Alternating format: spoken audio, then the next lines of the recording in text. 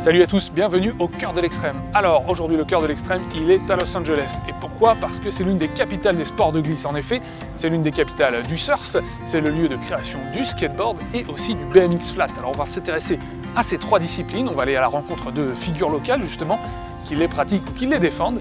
Et puis tout ça c'est après le générique.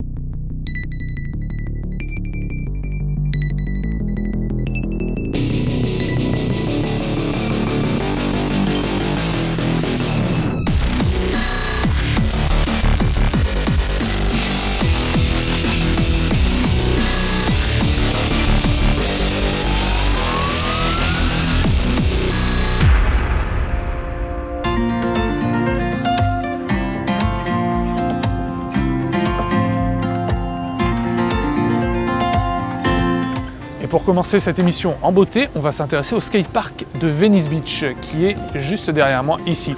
Et on va aller à la rencontre de Bennett. C'est un skateur local, c'est aussi un prof. Il travaille ici dans une école de skate. Et vous allez voir que le skate à Los Angeles, c'est plus qu'une religion.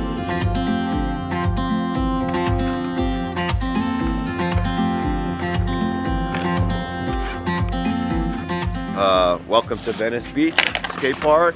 Bienvenue au skatepark de Venice Beach. Alors c'est mon endroit préféré. Comme vous pouvez le voir, c'est plutôt pas mal. Il y a l'océan, le skateboard. Venez, je vais vous montrer ça de plus près.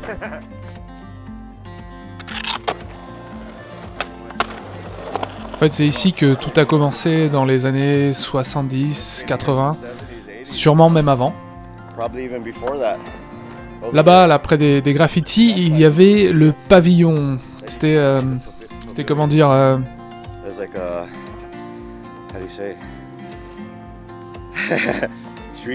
lieu historique du street. En fait, on skatait aux alentours avant la création du skatepark. Sans des types comme Jesse Martinez, les Z-Boys, Christian Ossoy ou Jay Adams, on ne serait pas là. Surtout Jesse Martinez, en fait il vient, il s'occupe de garder le skatepark en bon état pour les plus jeunes et puis pour la nouvelle génération.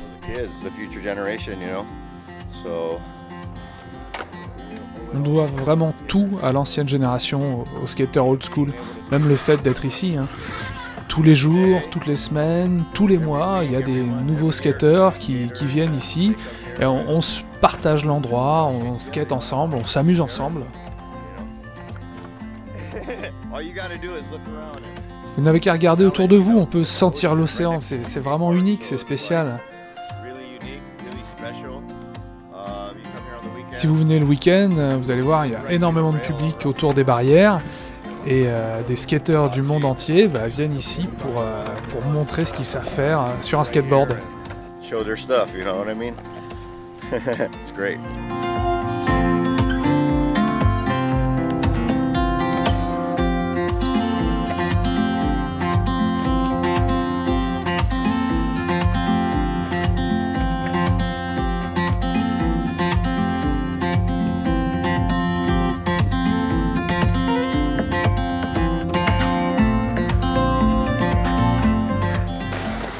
No, go over there. Start over there and roll out right here. All right? Around right here.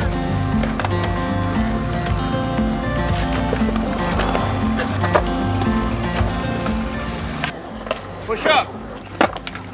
You gotta go faster, right? Come on, make it. Oh! Alors on a quitté Venice pour aller un petit peu plus au nord, à Santa Monica. Et d'ailleurs c'est marrant parce que tout est connecté ici. Si on avance un peu ici, on est dans le quartier de Dogtown. C'est là en fait que il y a eu les Z-Boys, que le skate a vraiment connu sa mutation jusqu'à ce qu'il est devenu aujourd'hui. Et juste là en fait on a le Dogtown Café qui est à la place du Zephyr Surf Shop. C'est un surf shop à la base. D'où est partie cette première révolution du skate. Alors ce qui est très très drôle, c'est que si on traverse juste la rue là, il y a les locaux de la WSL. Donc le skate, le surf, tout est relié. Alors les locaux, j'aurais eu envie de vous les présenter, malheureusement ça tombe mal aujourd'hui, il n'y a personne de disponible, etc., etc. Donc ce sera l'occasion de revenir à Santa Monica pour voir un peu de plus près ce qui se trame justement du côté de l'élite du surf. Mais nous, on va rester dans le skateboard et on va aller retrouver Dave. Dave, c'est l'un des plus vieux, sinon le plus vieux vendeur de skateboard de Los Angeles. Et donc il nous a reçus dans son magasin qui est du côté d'Hollywood, qui s'appelle LA Skate. Alors moi j'ai commencé en fait à travers le roller. Le roller était très populaire en 78, 79 et à l'époque je m'occupais d'un anneau de roller en fait et je vendais pas mal de choses, alors je me suis dit que c'était peut-être le bon moment pour ouvrir un magasin. Et dès l'année suivante on a commencé à vendre des skateboards et donc depuis 1980 on vend des skateboards et petit à petit le magasin est devenu plus un magasin de skateboard que de roller. Alors le skateboard est mort une première fois en 1980. En 81, c'était pas un marché viable. Le roller skate aussi est mort en 80. Alors c'était vraiment difficile de survivre à l'époque. Et finalement, le skateboard est devenu très gros à partir de ce moment-là, jusqu'en 1989, où il est mort à nouveau. À partir de ce moment-là, le skateboard s'est réinventé. On avait à l'époque des fiches, des formes assez larges à l'avant et fines à l'arrière. Et puis soudain, on s'est retrouvé avec des planches qui étaient complètement droites, ce qu'on appelle des popsicles, des bâtons de glace. C'est comme ça que les appelaient les skateurs de la vieille génération. Et aujourd'hui, on y est toujours. Ça a pris à peu près 2 ans pour se développer. Entre 90 et 92, et à partir de 92, en fait, le skateboard s'est réinstallé une bonne fois pour toutes. Je ne vois pas le skateboard évoluer encore, disparaître et renaître, non, c'est un sport établi, d'ailleurs c'est bientôt aux Jeux Olympiques. Le recyclage, pour moi, c'est l'idée de réutiliser les planches, les decks qui sont de différentes formes, différentes tailles. Une planche neuve, ça peut coûter 60 $ avec le grip. Une planche usée, on peut la vendre à 20 $, et puis certaines de ces planches n'ont été utilisées peut-être qu'une semaine, alors elles ont encore du ressort, et elles vont encore très bien marcher pour des planches d'occasion. Et on fait aussi les chaussures. Alors en fait, le problème avec les chaussures, c'est que elles se trouent très rapidement dès qu'on commence à skater avec. Alors les parents vont dépenser, disons, regardez, une marque comme Vans. Hein. Vans, c'est des très bonnes chaussures, elles sont très jolies. Et elles plaisent bien aux skateurs. Bon, vous la skatez pendant 1 heure, vous allez faire des trous, vous allez l'abîmer forcément en faisant des tricks, des ollies. Le fait que la chaussure frotte contre le grip, ça va l'abîmer. Alors nous, on revend pour 15 $ des chaussures comme ça. Donc un parent qui achèterait des nouvelles chaussures pour ses enfants, ils peuvent acheter les chaussures neuves à 50, 60 $. Bon, nous on essaye de pas les vendre trop cher. Et ensuite, il peut acheter des chaussures usagées, des chaussures d'occasion. Comme ça, l'enfant porte les nouvelles chaussures à l'école, et quand il va faire du skate, il prend les chaussures d'occasion. Et une fois qu'elles sont abîmées, il prend les chaussures d'école pour skater, et ça fait un cycle en fait, qui permet de garder les chaussures plus longtemps et de garder les prix le plus bas possible. Voilà, c'est pour ça que j'ai pensé que vous pouvez recycler des chaussures. Comme ça, elles sont en bon état, et puis quelqu'un peut les réutiliser, et puis économiser de l'argent, et aller skater. Par exemple, avec les jeunes, moi j'ai envie qu'ils skatent, et même s'ils n'ont pas beaucoup d'argent, ils peuvent venir prendre une planche d'occasion. Si quelqu'un casse sa planche, je peux même lui donner une planche. Je lui dis juste, vas-y, prends une planche dans le tas et va faire du skateboard. S'il me dit j'ai pas d'argent mais je vais aller skater, qu'est-ce que je peux y faire? Prends une planche et va skater. Et tout le monde est content. On va laisser un peu de côté le skateboard quelques instants. On va s'intéresser au BMX flat, qui est une pratique aussi qui est originaire de Los Angeles. Et on va retrouver Beau Wade, c'est l'un des meilleurs représentants au monde de la discipline. Il était en France ces derniers mois, il a notamment participer à la Ninja Spin d'Alex Jumelin à Grenoble, et ben, j'ai eu l'occasion de passer une journée avec lui et on est allé un peu découvrir les différents spots sur lesquels il pratique le flat ici à Los Angeles. Bon, alors là on va s'intéresser au BMX, on est avec Beau Wade qui est ici à côté de moi, qui est un rider de BMX Flatland qu'on a pu voir récemment à la Ninja Spin de Grenoble. Comment ça va Beau? Parce que Beau parle très bien français. Ça va? Oui, ça va bien. Il parle très bien français. So, on va continuer en anglais peut-être. On vient d'arriver à un spot très célèbre de BMX Flat qui s'appelle Le Spot d'ailleurs. Et donc dans les années 80, tous les pro riders, ceux qui ont lancé le BMX Flat, ils venaient s'entraîner ici. Alors c'est toujours un endroit où on vient s'entraîner. Moi j'essaye de venir un peu chaque semaine. Il y a des gens qui passent, ça permet aussi de partager la passion du flat avec des gens qui ne la connaissent pas. Et puis il y a aussi une valeur sentimentale parce que quand j'étais petit, les riders que je voyais dans les magazines ridaient ici.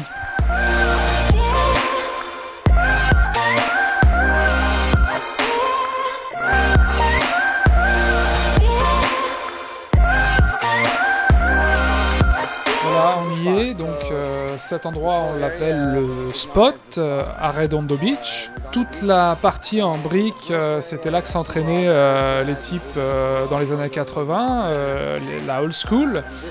Mais depuis, ils ont mis du ciment ici et c'est plutôt là qu'on ride aujourd'hui. Regardez le sol, là, il y a énormément de traces de pneus. Oui, des traces de pneus qui datent de la semaine dernière. En fait, depuis mon retour de France, je suis venu m'entraîner.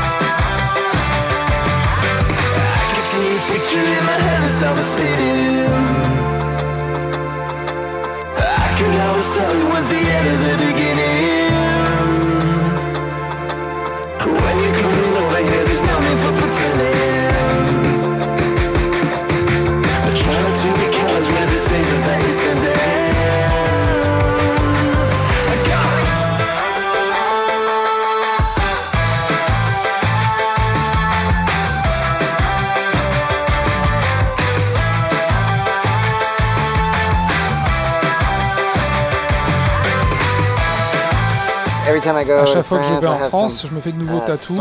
Regarde, du Saint-Nectaire, Clermont-Ferrand, le Puy-de-Dôme. Là, évidemment, Peugeot. Je fais un tail whip pour le Fizz, Sud BMX, la Tour Eiffel. Et mon préféré, le dinosaure. Il a une baguette sous le bras, des petites moustaches. Et voilà. Et puis une DS. Bon, why not? Pourquoi pas?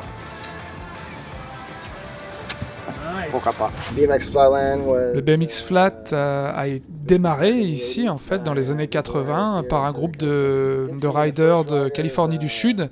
Je pense que ces premiers riders étaient à Huntington Beach, à 30 minutes au sud de Redondo Beach. Et quand j'ai commencé le BMX Flat, il n'y avait pas vraiment de scène, il n'y avait pas vraiment de business autour de ce sport, c'était plutôt underground. Dans les années 80, il y avait beaucoup d'argent, et puis en 90, ça s'est effondré tout doucement. Et puis, depuis, ça remonte, ça grossit mondialement. Ici, aux États-Unis, on a de plus en plus de compétition. Les riders gagnent en notoriété parce qu'ils commencent à bien se servir des réseaux sociaux, et puis ça permet aussi de faire des relations mondiales. Et honnêtement, la France, enfin, le BMX Flat a tellement progressé en Europe, et surtout en France, que c'est une très très grosse influence pour les États-Unis. Alors c'est quelque chose que je suis vraiment content de voir, en fait, c'est d'autres cultures qui s'approprient quelque chose qui a démarré ici et le font avancer jusqu'au niveau supérieur, et du coup nous on prend cette motivation, cette expérience depuis les pays européens et les pays asiatiques, Et c'est génial de voir cette influence qui revient aux États-Unis. Et il faut l'accepter, et pas uniquement en BMX flat, hein, en BMX street aussi. On voit plein de techniques de flat utilisées en street. C'est quelque chose, une régénération du BMX flat aux États-Unis, et moi je suis très très content d'assister à ça. Alors on vient d'arriver à Angels Gate, à San Pedro. C'est un chouette petit parc public à côté d'une falaise. Il y a un court de basket ici sur lequel on peut s'entraîner. Et puis derrière il y a une pagode. C'est vraiment très sympa.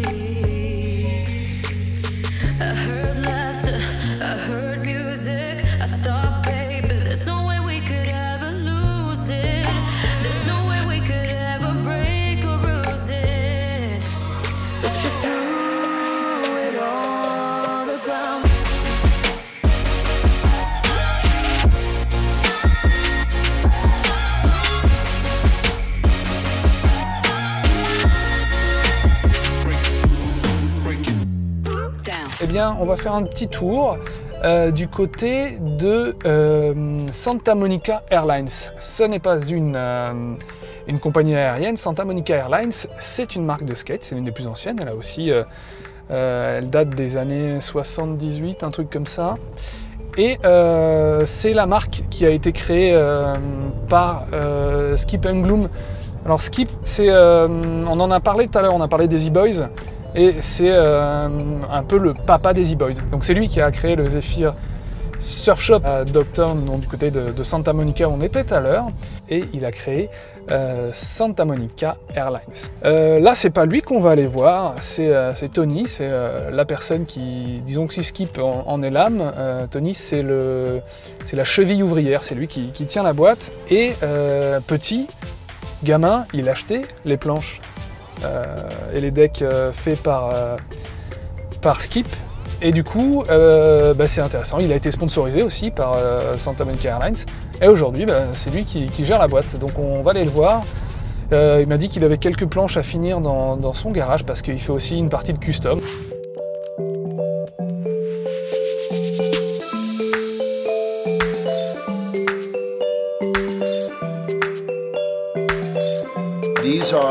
Alors ça c'est des customs, on a quelques formes qui ne sont pas disponibles, hein. Elles sont pas en production, mais on peut en faire des customs, des sur-mesures en fait, si la demande est là. Alors j'ai un magasin à New York qui veut certains de ces modèles, alors on en a refait des customs, peints à la main, à l'ancienne, rien que pour eux. C'est pour Uncle Funky à New York City.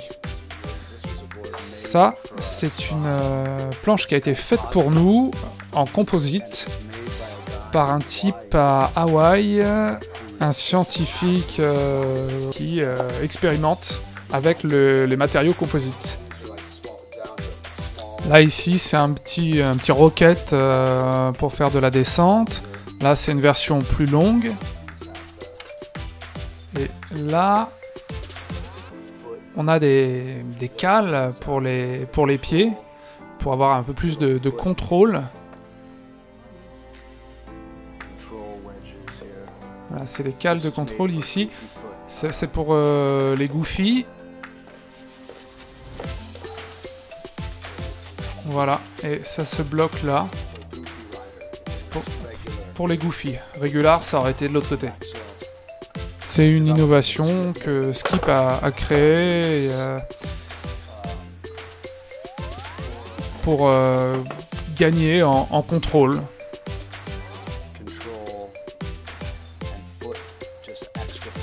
Plus de contrôle pour le pied en fait, grâce à ça. Skip avait les Z-Boys et le Zephyr Shop avec Stacy et Jeffo, là-bas à côté de la plage.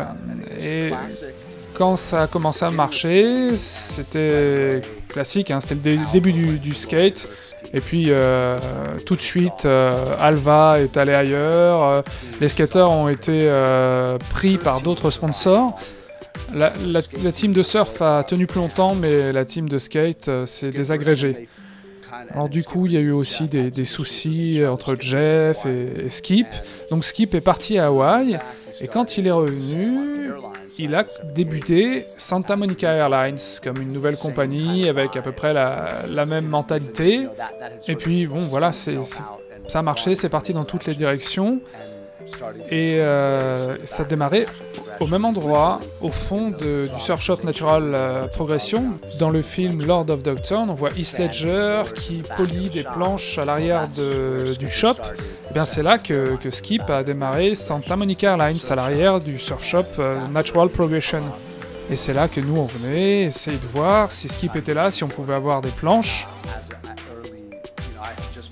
Moi je venais d'arriver à Los Angeles depuis New York, et d'une manière ou d'une autre, je crois que c'est par le skate shop Rip City que j'ai trouvé en fait comment contacter Skip, qui était la personne à voir concernant le skateboard. Notre plus gros point de vente, c'est Rip City Skate, le skate shop à Santa Monica. Et ils ont eu beaucoup de mal au début lorsqu'ils ont ouvert le magasin.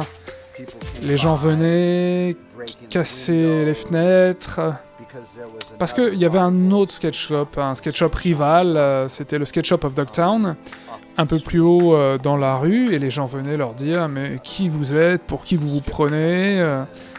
Alors Skip a travaillé avec eux, et avec Wes Hamstein, ils ont adoubé le skate shop, et donc tout est allé mieux par la suite. Et très peu de temps après, en fait, le skate shop de Dogtown a fermé, et par contre Rip City est resté en place. Et tous les jours, c'est les deux mêmes personnes qui s'occupent du magasin depuis 78. Hein. Moi, j'avais 13 ans à l'époque. Et donc, quand on rentre, c'est les deux mêmes. On a Bill qui prend le soleil dehors, et puis Jim à l'intérieur, qui critique, qui parle politique.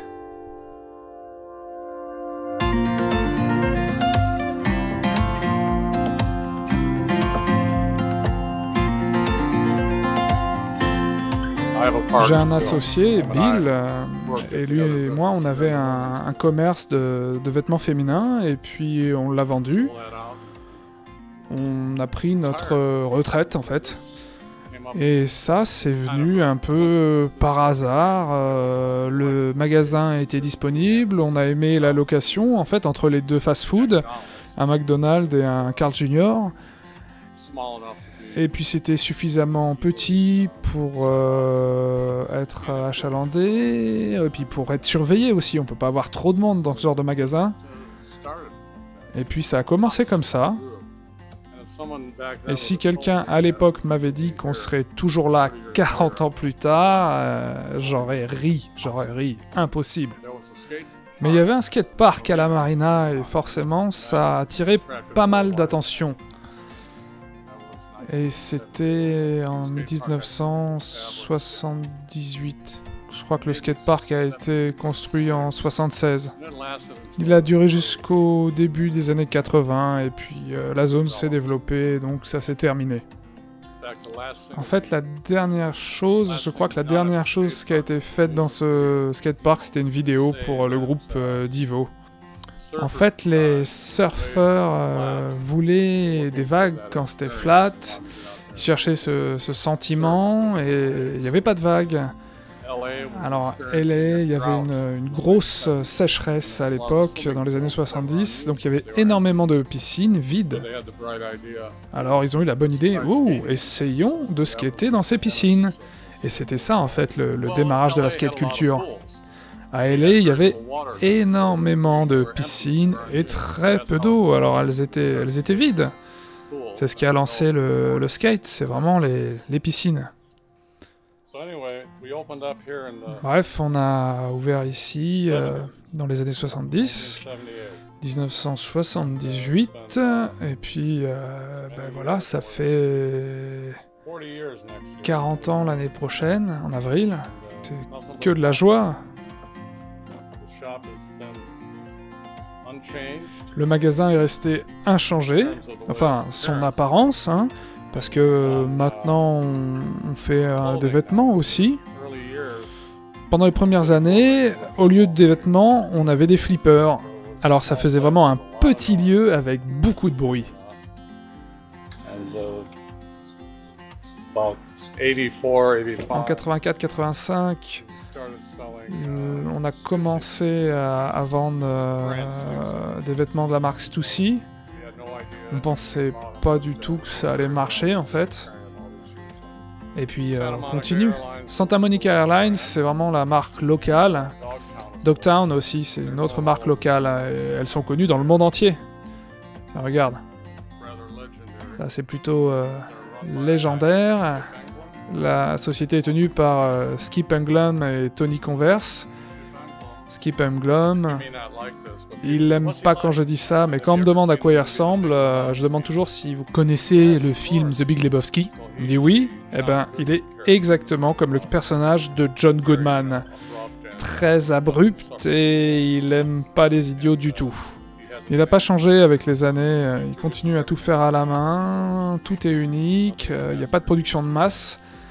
Il y a beaucoup de demandes, mais ils font les choses quand ils en ont envie. C'est comme ça, dès que vous en voyez une, il faut l'acheter parce que sinon il n'y en aura plus. Et voilà. Get them when you see it, because I won't be here when you come back. And that's it.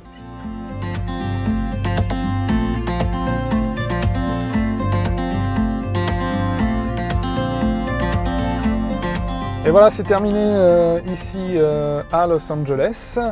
Alors décidément, les propriétaires de skate shop sont de sacrés personnages. Vous avez remarqué, il y a quand même des constantes. On reviendra parce que on n'a pas eu le temps de faire tout ce qu'on avait prévu. Il y a des milliers de choses à faire ici concernant le surf, le skateboard, encore du BMX, peut-être d'autres variantes de BMX aussi. Donc ça vaudra le coup de revenir et on ne manquera pas de le faire. En tout cas, moi je reviendrai, c'est sûr. Et alors sur ces bonnes paroles, écoutez, je vous dis à la semaine prochaine au cœur de l'extrême.